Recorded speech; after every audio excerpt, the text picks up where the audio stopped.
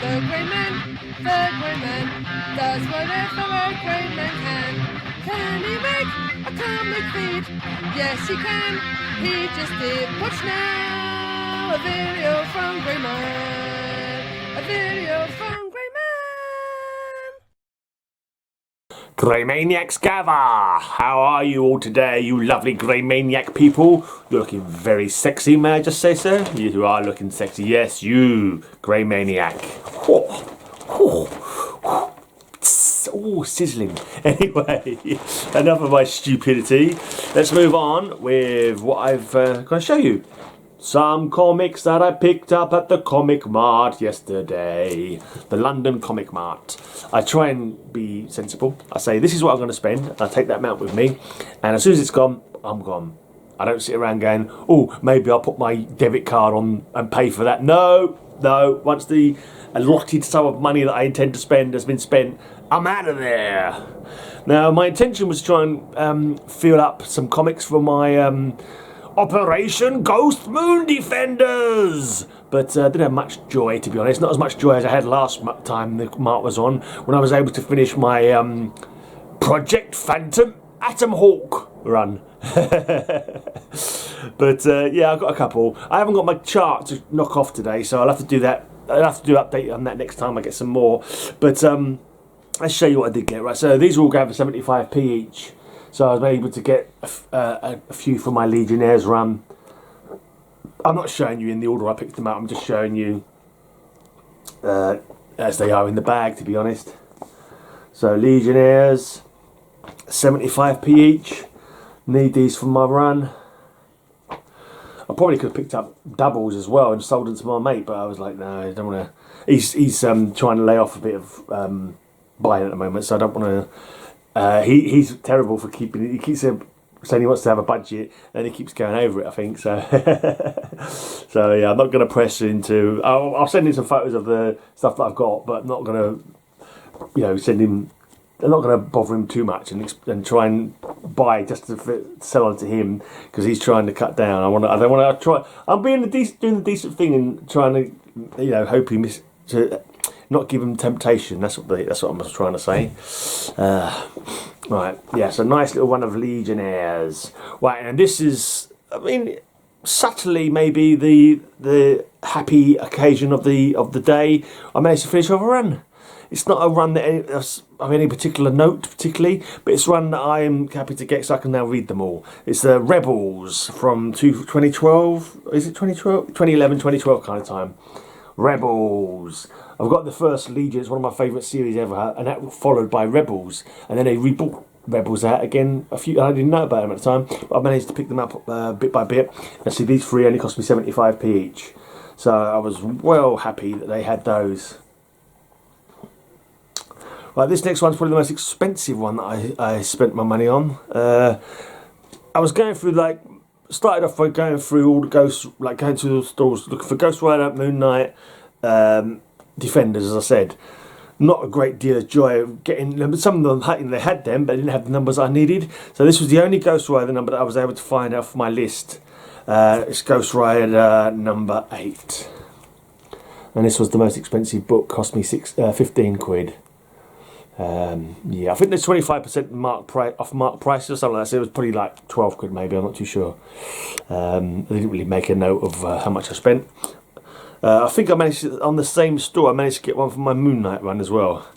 Number 34.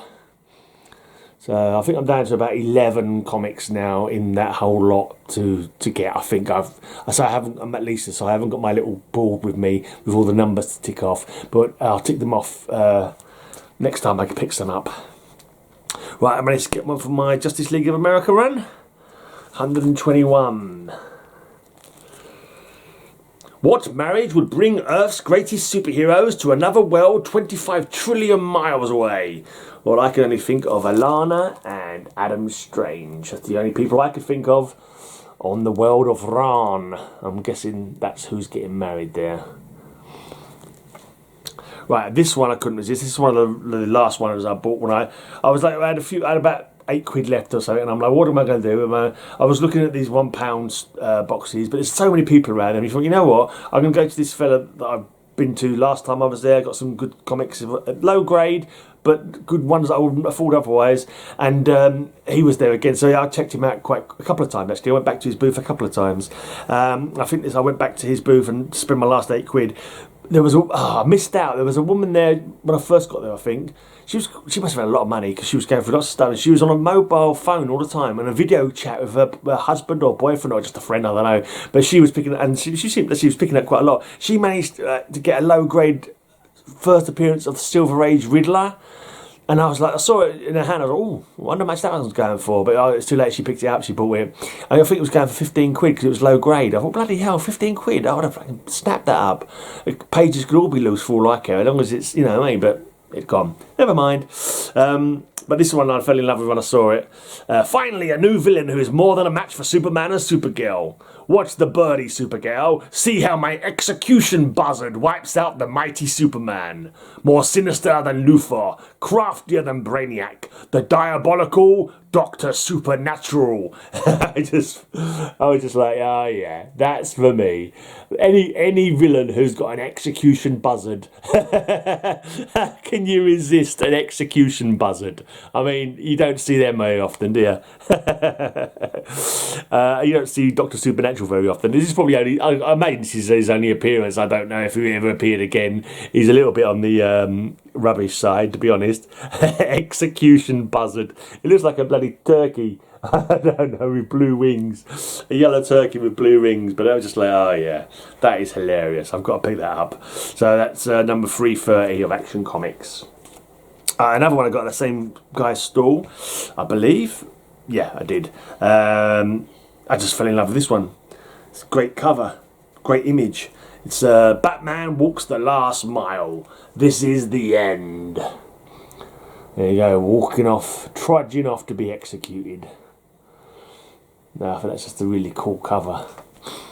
I'm guessing it's a 60s comic. You've got the old style bullet there. I thought, yeah. Oh, 1968, someone's written it on the back. The guy's written on the back. So that's cool.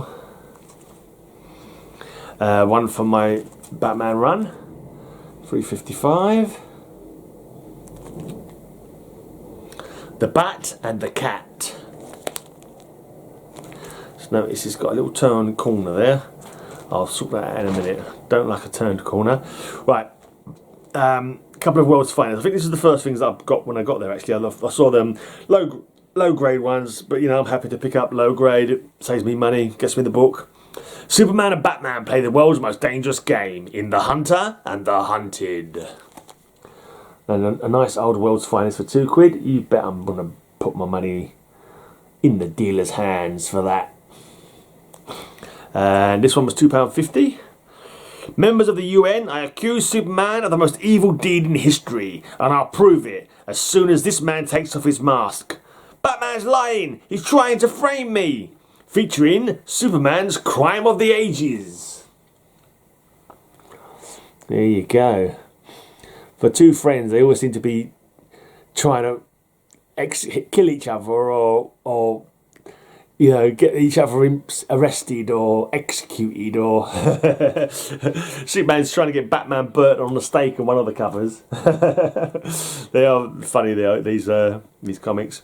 But and a later one as well, a bumper size one, a dollar comic one, number 252, only £3, very badly rolled spine from 1978. But I've kind of like pushed it back in place a bit, just with my fingers really.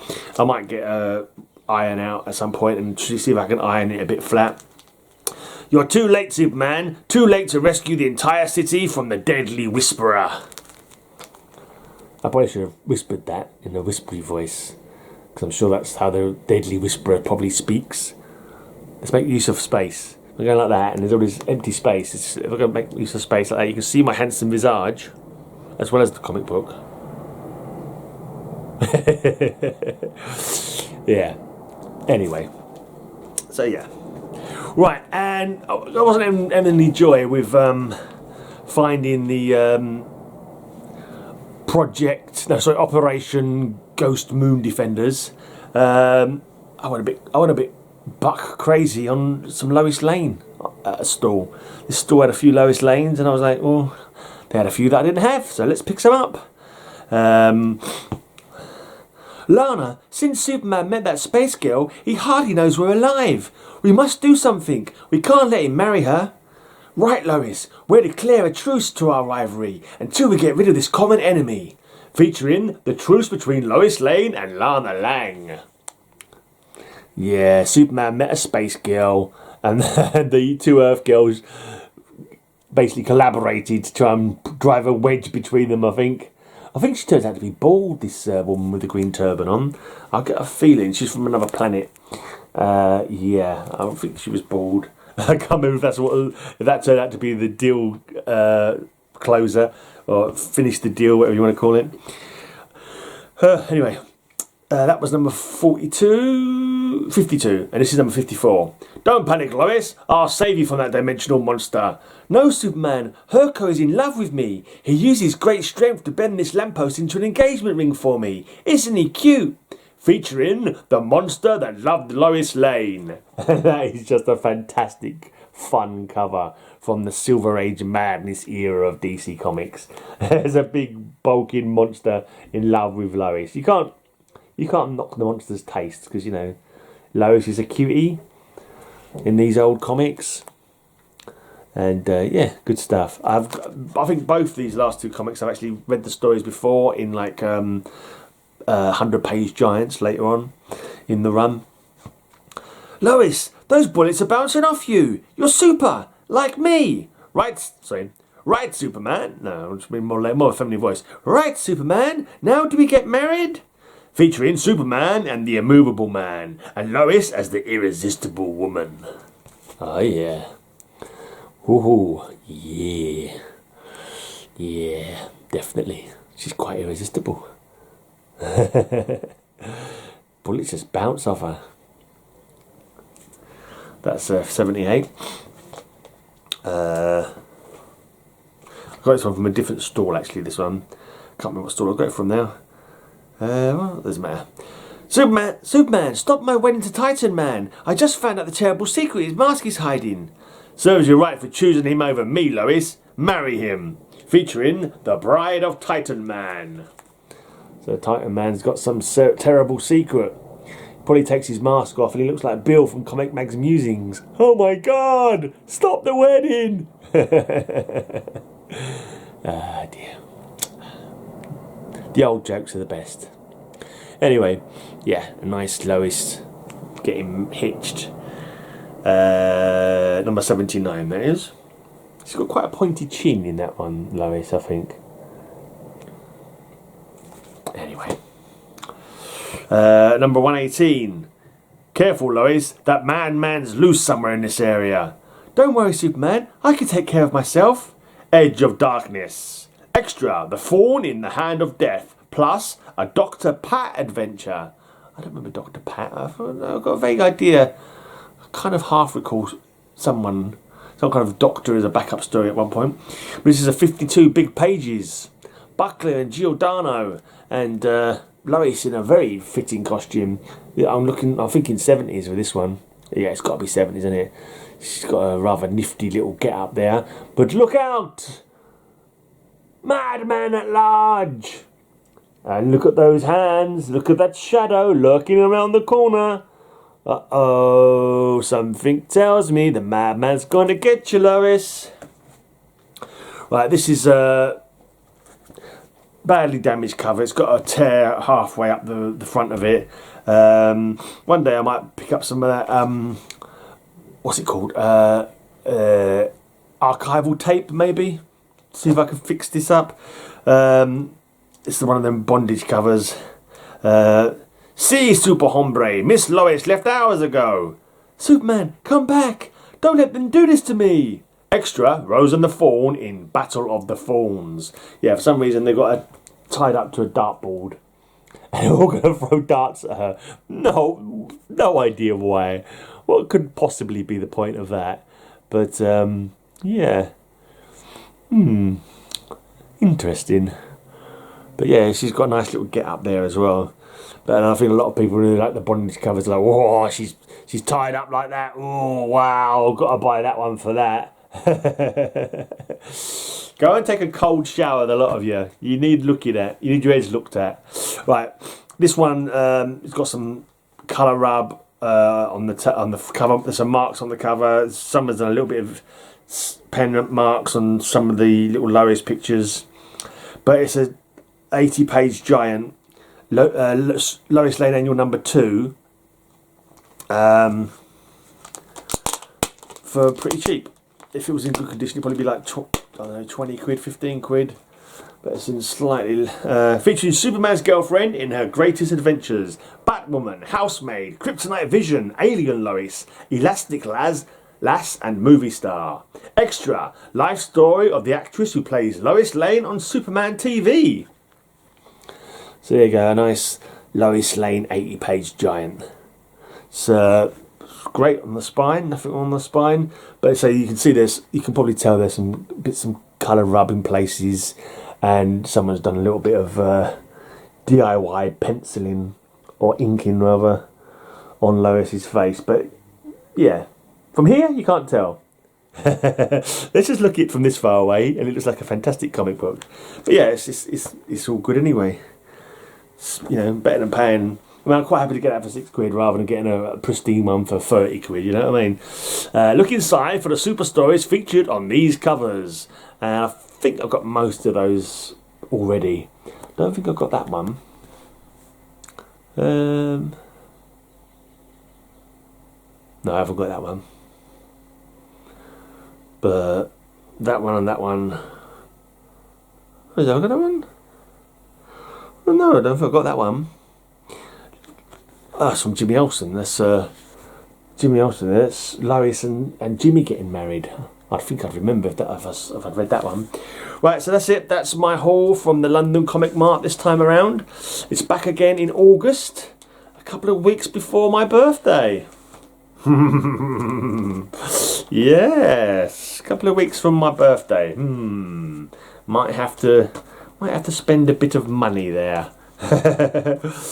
Apparently there's an actor, not an actor, he's a comedian called Michael McIntyre, and apparently he was at the Comic Mart before I got there, because I got a few of my mates there had photos of him and that, and apparently he's a comic fan, and his son's a comic fan as well, and he bought a couple of slabs. He bought the Spider-Man #1 with the what do you call it cover, the McFarlane cover.